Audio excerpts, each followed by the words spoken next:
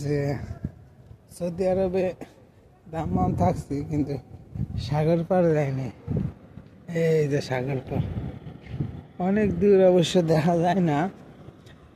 মসজিদে আছি নামাজ পড়বার, তারপরে তোমাকে দেখাবো দেখে এটা আসলাম। দেখেন ট্রলার এইটি আছে।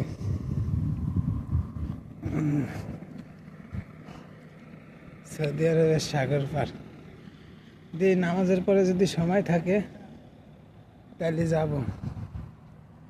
দেখা যায় ওই তো ঘাট পার পানি দিয়ে বহুত, মানে কত নিচে, এটা তো হিন্দু নামাতে সম্ভবই না, ঘুরে নামতে হবে। দেখছো? ওকে, তো ভালো থাকো।